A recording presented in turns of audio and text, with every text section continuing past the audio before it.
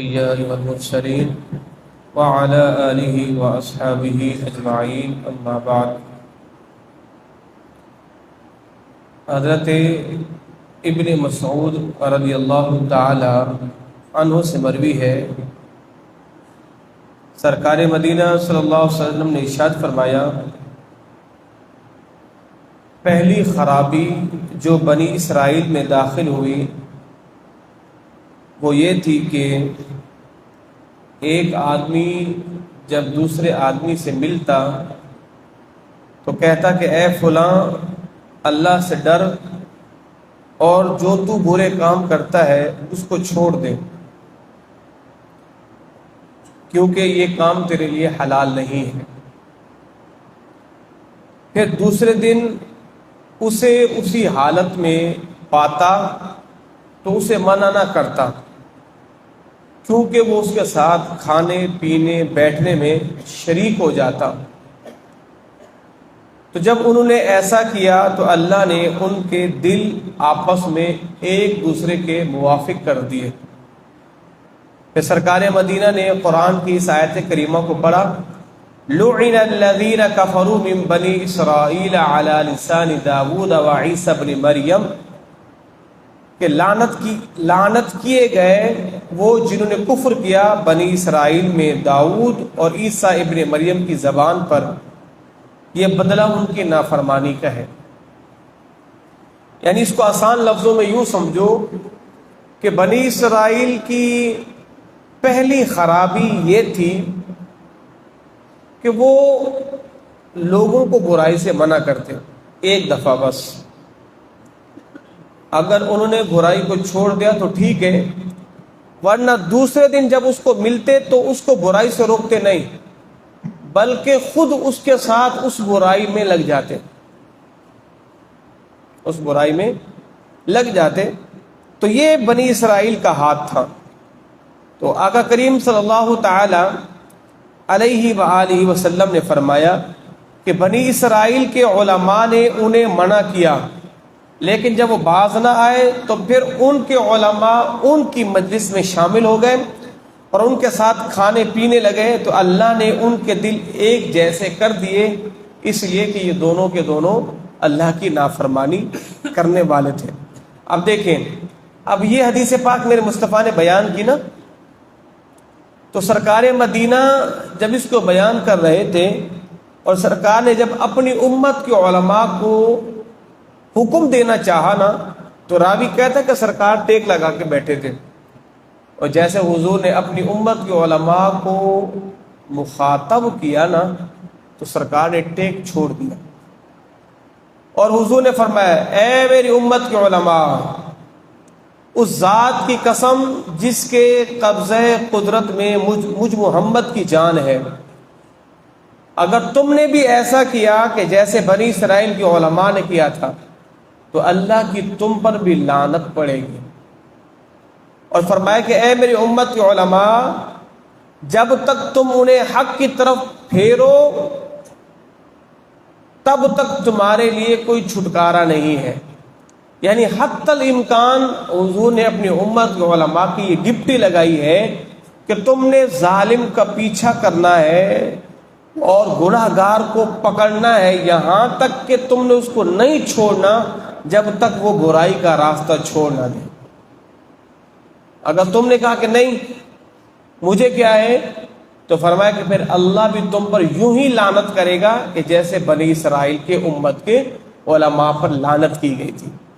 اس لیے کہ اللہ کے نبی نے اپنی جو ذمہ داری تھی بھئی تبلیغ، یہ سنت انبیاء ہے نا، تو اللہ نے اس سنت انبیاء کی ذمہ داری علماء کو سونپی ہے، جبھی تو علماء کو انبیاء کا وارث کہا گیا ہے، العلماء ورثۃ الانبیاء، کہ علماء انبیاء کے وارث ہیں، اس لیے کہ علماء انبیاء کرام کے نقش قدم پہ چل کے امت کو صحیح راستے پر لانے کی ساری جد و جہد کریں گے، جبھی وہ علماء کے صحیح وارث اور جانشین قرار پائیں گے۔ تو حضور نے اپنی امت کی علماء کی یہ ڈپٹی لگائی ہے۔ اللہ اکبر. اور جب کوئی بندہ کسی گناہگار کے ساتھ بیٹھ جاتا ہے تو پھر اس کی نحوست میں وہ رنگ جاتا ہے. صحبت صالح ترا صالح کند، صحبت طالع ترا طالع کند. اچھوں کی صحبت میں بیٹھو گے تو خود بخود آپ اچھے ہو جاؤ گے، اور اگر بروں کی صحبت میں بیٹھ جاؤ اور آپ کوئی برائی نہ بھی کرو، بس خالی بروں کی صحبت میں جا کے بیٹھنا شروع ہو جاؤ، سارے کام برے وہ کریں، بس آپ جا کے بیٹھنا شروع ہو جاؤ، خود بخود وہ رنگ آپ پر بھی چڑھ جائے گا. اللہ اکبر. تو آقا کریم صلی اللہ تعالی علیہ وآلہ وسلم نے ارشاد فرمایا، حضرت ابوبکر صدیق اس حدیث پاک کے راوی ہیں، حضور نے فرمایا کہ اے لوگو، اے ایمان والو، تم اپنی فکر کرو، تمہارا کوئی کچھ نہیں بگاڑ سکے گا. جو گمراہ ہوا جب تم راہ پر ہو.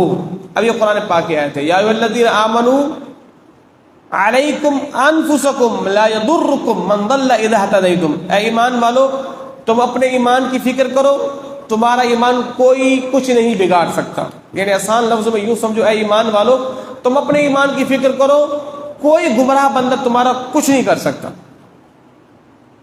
تمہارا کچھ نہیں کر سکتا. اس آیت کے اندر یہ اس وقت ہے کہ جب کوئی بندہ ساری کوششیں کر لے، برائی کو زبان سے روک سکتا تھا زبان سے روکا، ہاتھ سے روک سکتا تھا ہاتھ سے روکا، اور اگر نہیں تو دل میں برا جان سکتا تھا اس نے یہ بھی جان لیا. اب اس نے ساری اپنی کوششیں محنتیں کر لی ہیں. اب کوئی بندہ اگر برائی کرتا رہے تو اب اس کے ایمان پر کوئی فرق نہیں پڑے گا، اللہ اس کو عذاب میں مبتلا بھی نہیں کرے گا، اس نے اپنی ساری کوششیں کر دی ہیں. اور اگر کوئی بندہ کوششیں نہیں کرتا تو پھر اس کو اپنے ایمان کی خیر منانی چاہیے کہ اللہ نے تمہیں یہ طاقت دی ہے، برائی سے روک سکتے ہو، نہیں روکنے تو تم اس گناہ کے اندر شریک ہو جاؤ گے، اس لیے کہ سامنے تمہارے گناہ ہو رہا ہے، تمہارا خاموش رہنا گویا کہ اس کی حمایت کرنا ہے. اللہ اکبر. تو حضور نے فرمایا کہ جب لوگ ظالم کو ظلم کرتا دیکھ کر اس کا ہاتھ نہ پکڑیں تو قریب ہے اللہ ان سب کو عذاب میں مبتلا کر دے گا.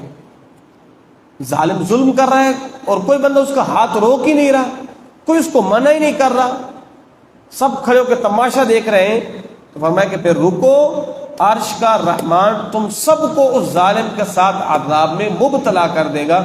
تم بھی برابر کے شریک دار ہو کہ تم ظلم کا تماشا دیکھتے رہے اور تم مظلوم کی مدد کو نہ گئے. اللہ اکبر. درود پڑھیے اللہم صلی علی سیدنا.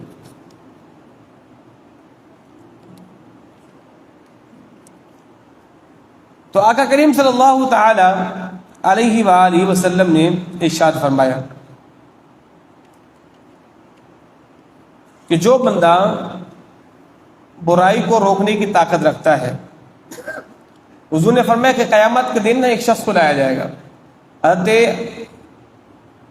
ابو زید اسامہ بن زید بن حارثہ سے مروی ہے، حضور نے فرمایا قیامت کے دن ایک شخص کو لایا جائے گا، اس کو جہنم میں ڈال دیا جائے گا، اس کی آنتیں پیٹ سے باہر نکل پڑیں گی اور وہ ان آنتوں کے ساتھ اس طرح گھوم رہا ہوگا کہ جس طرح گدھا جو ہے وہ چکی کے ارد گرد گھومتا ہے.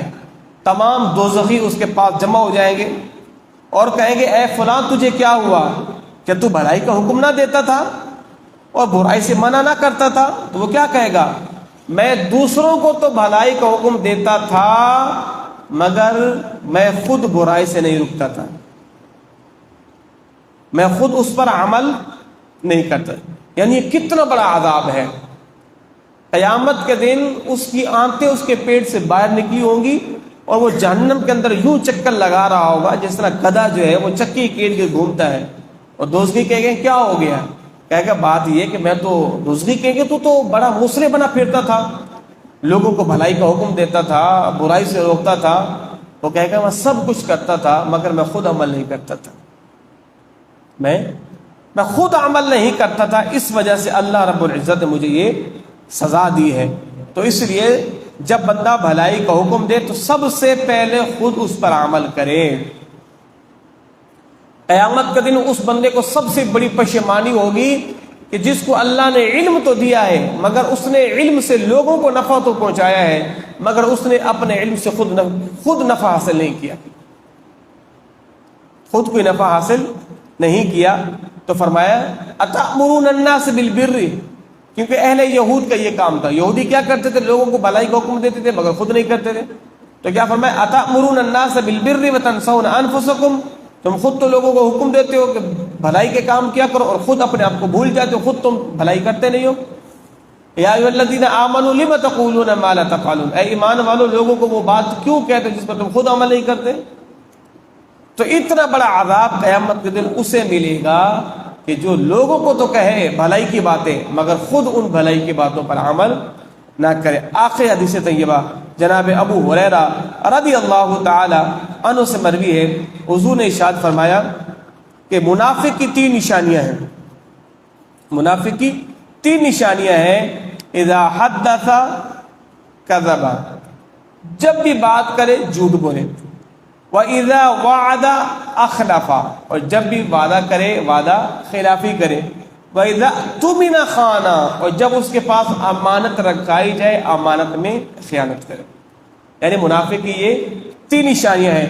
اور ایک حدیث پاک میں آتا ہے اگرچہ وہ نمازی ہو، اگرچہ وہ روزہ دار ہو، اگرچہ وہ صدقہ دینے والا ہو، جب تک ان نشانیوں میں سے ایک نشانی بھی پائی جائے گی تب تک وہ منافق ہی کہلائے گا، اگرچہ نمازی ہو، اگرچہ روزہ دار ہی کیوں نہ ہو۔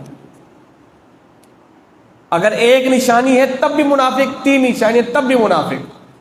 تو فرمایا کہ یہ منافق کی نشانی ہے، بات کرے گا تو جھوٹ بولے گا، وعدہ کرے گا وعدہ خلافی کرے گا، امانت رکھائی جائے امانت میں خیانت کرائی جائے گا۔ اور چوتھی نشانی اللہ کے نبی نے ایک اور جگہ ارشاد فرمایا کہ جب بھی وہ کسی سے جھگڑا کرے تو گالم گلوچ کرے گا، گالم گلوچ پہ اتر آئے گا۔ فرمایا کہ ایک نشانی بھی پائی گئی تب بھی منافق کہلائے گا جب تک وہ ان 4 نشانیوں سے باز نہ آ جائے۔